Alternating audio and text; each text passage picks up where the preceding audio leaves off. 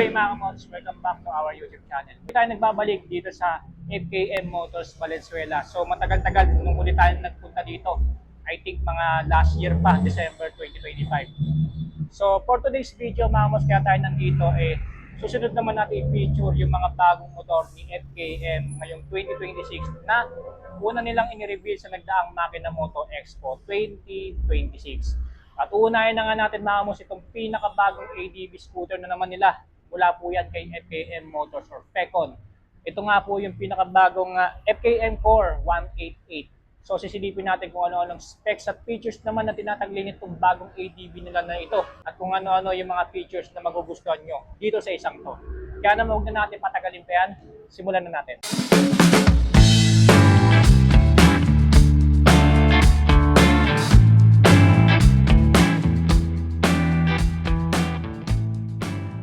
Alright, so this is the all-new FKM Core 188 mula po kay FECON Motors. Bagong ADV scooter naman nila na nilabas ngayong 2026 bukod sa Venture 180 po nila. So this one mga kamods, another ADV scooter na pagpipilian natin sa Philippine market and when it comes to FKM Motors. So sa windshield niya mga kamods, ito naka-clear visor tayo dito. Ayan. Sa windshield niya parang kamukha kahawig din sa ADV 150, no? By the way, mga kamods, speaking of ADV 150 from Honda, unahan ko na kayo, ayon daw po kay FKM Motors, pagdating daw po sa pyesa nitong bagong Core 188, most especially sa panggilid niya, wala kayong dapat alalahanin kasi sukat daw po dito yung panggilid ng ADV 150, ADV 160 dito sa bagong Core 188. Wow! Kaya naman kung sakaling maubusan, pero kung naghahanap kayo ng original parts nito, itong Core 188 sa mismong FKM, meron din naman silang stock, no? So kayo na lang makipag-ugnayan dito sa FKM Motors Valenzuela regarding sa mga spare parts nito. Pero kung sakali namang gusto nyong mas madali, sinasuggest nila minsan na kumuha kayo sa kasa ng Honda kasi sukat, lalong-lalo na yung air filter niya, yung panggilid, no? Yung panggilid, tapos sukat na sukat dito sa 4188 yung panggilid ng ADV 150 at yung ADV 160. Ayan, para may idea lang kayo mga kamos, no?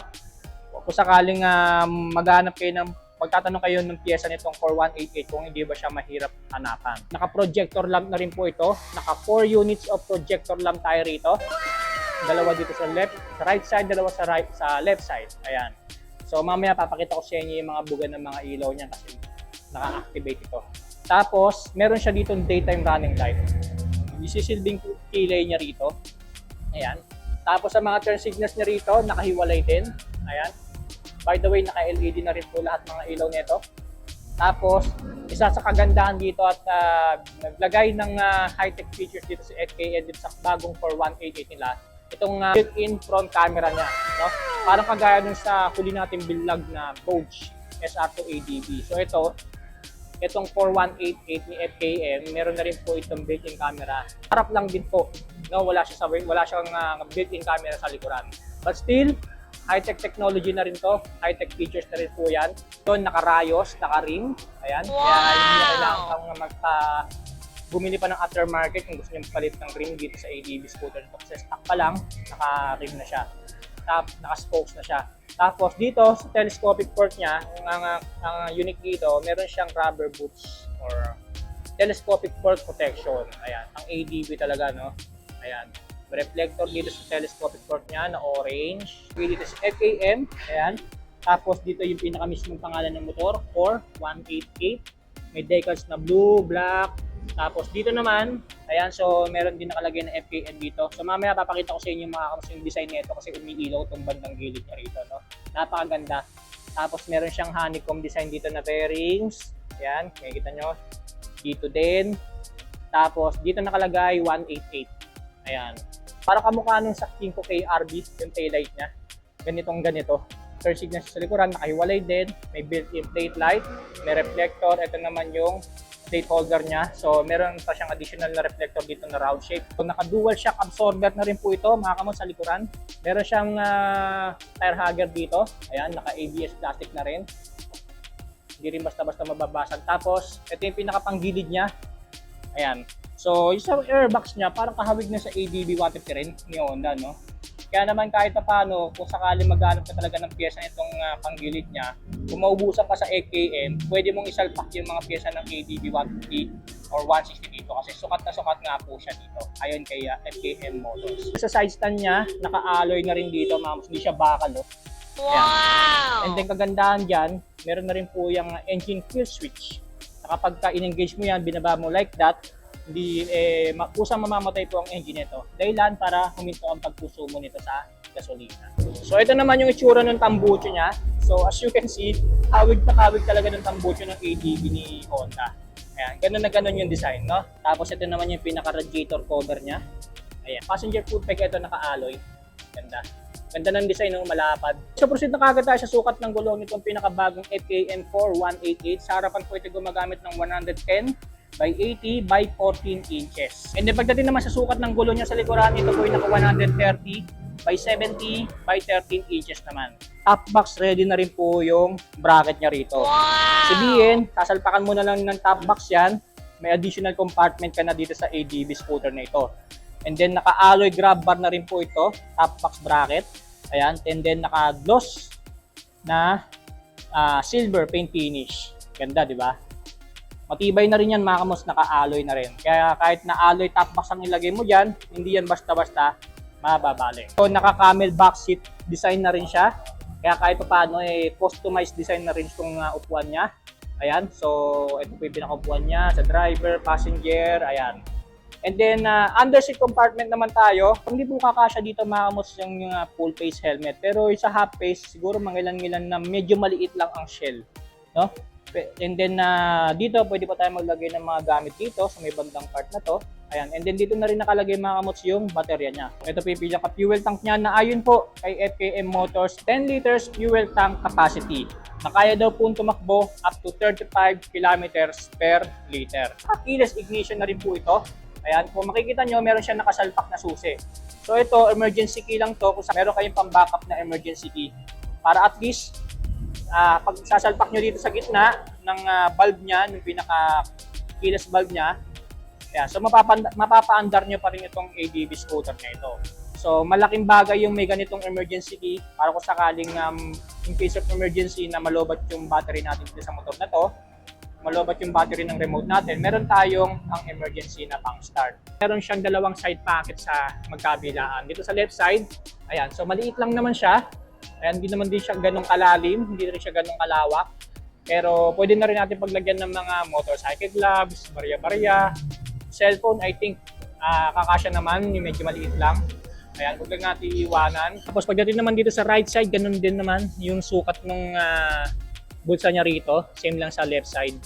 Sa manibela niya, of course, naka-naked handlebar na, naka-pot bar na rin. Mataba yung tube niya rito, yung pinaka-manibela niya. At silver paint finish tayo dito na grab bar. Tapos pagdating sa riser niya, ganun din. Naka-matte silver din. Sa mga buttons and switches tayo, so dito sa left side, meron tayo ditong high beam, low beam. Ayan. Tapos itong mga button na to, para po yan sa TFT display niya na mamaya ipapakita ko sa inyo. Tapos dito, turn signals left and right, busina. And then dito naman sa right side, nandito po yung idling stop. So idling stop system, kapag in-engage mo yan, maipit ka sa matinding traffic, kusaring mamamatay yung engine nito. Dahilan para tumigil din yung pagkonsumo sa gasolina nito. Tapos built-in hazard, meron na rin po ito. Tapos headlight on and off, kung gusto natin nakapatay yung headlight niya. Ayan, engage lang natin yan. Tapos electric push starter. Ayan, sa hand grip naman niya, parang kamukha ng hand grip ng Yamaha. Ganito yung style ng yung hand grip ni Yamaha pagdating sa mga NMAX, no? Ganun na ganun. Tapos sa bar end niya, alloy bar end na naka matte black paint finish. And then sa mga brake levers niya, kagandahan dito mga kamos, fully adjustable, left and right. Wow! Ayan. So meron tayo ditong numbers 1, 2 hanggang 4. Depende, sa kamay natin kung gaano kahaba, gaano kaisi, i-adjust lang natin yan. Ayan. Maganda yung may ganitong fully adjustable na brake lever para kahit paano, mayroon siyang ergonomics kapag pumipreno tayo. Ayan, hindi tayo, sa katagalan, hindi tayo masyadong mahihirapan magpreno. Lastly, dito na tayo sa instrument panel niya na napakalaki. So, papakita ko sa inyo mga mods kasi naka-activate na to. Ayan. So yan po yung itsura or yung animation ng instrument panel niya kapag bubuksan niyo na siya. Una, papakita yung logo ni FKM. Ang linaw na pinapakita po dito mga kamos yung mga details nitong ADB scooter na ito. Yung speedometer of course, RPM gauge, fuel gauge, ayan, tapos dito naman sa ibang mga indicator, high beam, low beam, battery indicator, ayan, nandito na rin. Tapos camera indicator kasi nga meron siyang built-in camera sa unahan. Tapos ABS indicator, check engine indicator, high beam, turn signals indicator, ayan, trip meter, meron na rin siya. Tapos meron pa siyang cover dito sa taas para kung sakaling maaraw, at least makikita mo pa rin siya. By the way mga kamos, dito sa mga buttons and switches niya rito, sa assembly niya, umiilaw na rin po, parang naka-domino switch na rin siya. Ayan, kabilaan. Kaya kahit sa gabi, kitang-kita mo yung mga pindutan mo rito. Ayan. So ito naman yung itsura mga kamos ng ilaw ni FKM Core 188 kapag nakabukas na siya. So sa daytime running light, ayan, napakaganda mga kamos, napakatingkad. Sa ilaw niya, headlight niya, ayan, so naka-projector lamp na yan. By the way, dalawa pa lang nakabukas. Ayan. And then sa turn signals niya, ito. Itsura nung taillight niya. So, simple lang dito. Tapos ito, umiilaw yan kapag mag-brake kayo. And then ito naman yung turn signals niya sa likuran. Ito yung sinasabi ko sa inyo kanina, mga kamos, yung dito sa may bandang gilid niya, itong part na to. Ayan, so umiilaw din po siya. Oh. Color blue yung ano niya, yung pinaka background light niya rito. Parang ano lang siya, design lang. Pero nakapagdagdag detalye dito sa motor na to, no? And then added visibility na rin, lalo-lalo na sa gabi. Kasi makikitang-kita yan, no? Lalo sa gabi kapag umiilaw yan. So ito naman mga kamos, pakita ko sa inyo yung sample na display ng camera niya rito kapag naka-open na siya. By the way mga kamos, ang kagandahan dito sa Core 188, hindi nyo na kailangan pang gumamit ng cellphone or app, tama ba? Ng app para mapagana yung camera niya. So dito pa lang dito sa scooter na to, sa motor na to, pwede nyo siyang paganahin yung camera niya, yung built-in camera niya, mismo dito sa mismong scooter na to, no? Pwede kayong mag-record, hindi nyo na kailangan pang gumamit pa ng cellphone. Yung ibang ADB scooters kasi ngayon na merong built-in camera, kailangan mo pang gumamit ng cellphone and app. Dito sa bagong Core 188, sa mismong motor ka nagagamit ng camera, no? Hindi mo na kailangan pang gumamit ng app, ng cellphone again. So, ito po yung sample nung kuha ng shot ng camera niya. So, nakaharap siya dun sa may bandang FKM Hunter. Ayan, so makikita nyo, napakalinaw mga kamos, no? 1080p settings po ang kaya nitong kuhanan, sabi ni FKM Motors Valenzuela. Kaya naman napakalinaw at detalyado ng mga image natin dito. Makalimutan mga kamos, dito sa bandang gilid ng instrument panel niya, dito na po nakalagay yung power socket niya or charging port niya na naka-USB, ready na rin po. Ayan, so convenient na rin. Pwede na rin tayo mag-charge ng mga cellphone natin dito. So yan po yung looks and appearance mga kamos, itong pinakabagong FKM Core 188. Alamin naman natin iba pa mga engine specs at features pa na tinatagday nitong bagong ADB scooter na ito mula po kay Pecon Motors. This all-new FKM Core has a 188cc engine displacement, 4-stroke single-cylinder naka-single overhead cam with 4 valves. It has a max power of 17.7 HP at 8,250 RPM with a total max torque of 15.7 Nm at 6,500 RPM. Kanya pong fuel system, ito po ay naka-electronic fuel injected na, habang kanyang cooling system po, ito po ay naka-liquid cooled. And for the starting system, pinapagana lamang po ito ng electric push starter.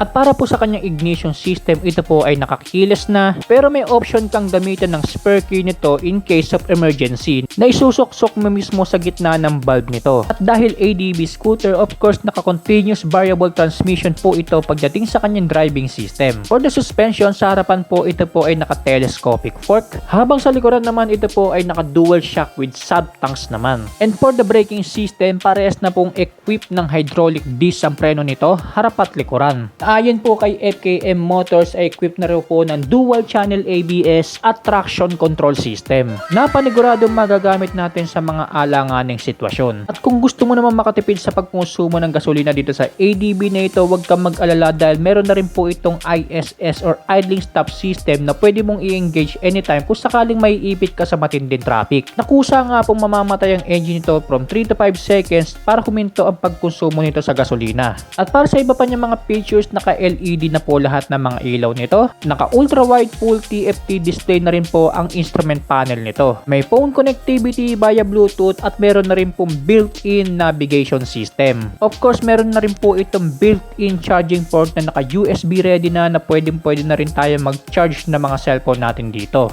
Meron daw po itong tatlong major features. Isa na nga po dito yung top box ready bracket niya na ito, na hindi na nga po natin kailangan pang bumili pa ng aftermarket bracket. Secondly, ito po mga gulong niya ay naka-spokes type na po. Ibig sabihin sa stock na mga gulong pa lang nitong FKM Core 188 ay formado na hindi mo na rin kailangan pang bumili pa ng aftermarket spokes wheel kung nagbabalak kang palitan ang mga gulong nito. At panghuling major features nga po meron itong FKM Core 188 ay meron na rin po itong built-in front camera na kaya rin daw po mag-shoot sa napakalinaw na 1080p settings. Na for sure na malaki ang pakinabang sa atin as a rider dahil pwede rin natin gamitin as proof of evidence kung sakaling magkaroon man ng aberya sa daan. At pwede rin natin ma-record dito yung mga riding moments natin gamit itong Core 188. At para po sa kanyang dimensions, meron po itong overall length na 1965mm, overall width na 730mm at overall height na 1170mm. At meron naman po itong seat height na 797mm at ground clearance na 140mm. At ang kabuang bigat naman po nitong bagong ADB scooter na ito mula po kay FKM ay 138 kg. At yan ang engine specs sa iba pang features itong pinakabagong FKM Core 188. Kaya naman alamin na natin ang cash price at installment price nito dito sa FKM Motors Valenzuela as of May 2026. Okay, so proceed na tayo sa cash price at installment price po nitong pinakabagong FKM Core 188. Magkano po ba ito dito sa FKM Motors Valenzuela as of May 2026? So, para po sa cash price niya, mamos, ito po yung nagkakalaga ng 168,000 pesos. So, all in na po yun, kasama na doon yung LTO registration at insurance. And by the way, mamos, kapag kumuha kayo ng cash nito, meron kayong makukuha freebies na helmet at yung libreng top box from SEC. Ayan, so ganyan magbigay ng freebies si FKM, no? So, branded yung mga binibigay nilang helmet at top box. Pwede nyo na rin po itong kunin as installment dito sa FKM Motors Valenzuela as of May 2026. So, ito pong babanggitin kong installment price, mamos, mula po sa Cebuana financing po nila. So, para po sa Core 188, ang down payment po natin is 25,200 pesos. So, kasama na rin po dito, mamos, yung LTO registration at insurance dito sa down payment na yan. And then, pagdating sa monthly amortization natin, sa 12 months po, 16,483 pesos. 24 months or 2 taon, 9,994 pesos. And then 36 months or 3 years, 7,831 pesos po. Ang ating monthly amortization dito sa pinakabagong FKM Core 188 under Cebuana financing po. Pero kung gusto niyo naman i-try yung in-house financing nila, meron din po sila dito sa FKM Motors Valenzuela. And then ang pinakabago nilang financing, mamos, yung home credit. So meron na rin po ditong available na rin po dito sa FKM Motors Valenzuela yung home credit na pwede kayong kumuha ng mga motor nila dito hulugan via home credit. Ayan, so kayo na lang ang makikipag-ugnayan po dito sa FKM Motors Valenzuela regarding sa mga financing na yan. Ayan. So yan po yung cash price at installment price po nitong pinakabagong FKM Core 188. So sa mga nag-aabangan, naghahanap ng stocks itong bagong ADV scooter na itong mula po naman kay FKM Motors. So meron po nag-iisang stock dito na gloss gray sa FKM Motors Valenzuela as of May 2026. Pero kung sakali maubusan man kayo, make sure lang na makapag-reserve kayo para sa susunod na dating na mga stock nila, kayo na susunod na makapag-release. So ito po yung Facebook page nila, FKM Motors Valenzuela, na pwede nyo i-message or chat kung gusto nyo mag-reserve ng FKM Core 188. Gloss gray, gloss white, and gloss black po yung pagpipilian nating kulay dito sa bagong ATV na to. So bago ko tapusin itong vlog na to, gusto ko magpasalamat kay Sir Christian and then kay Ma'am Rose na nag-assist sa atin para i-vlog itong pinakabagong FKM Core 188. Abangan niyo pa yung susunod na motorcycle vlogs natin, lalo na din sa FKM Motors dahil meron tayong isusunod na bagong unit din nila, mamos, Pantra Motorcycles mula po kay FKM Motors. So stay safe, ride safe always.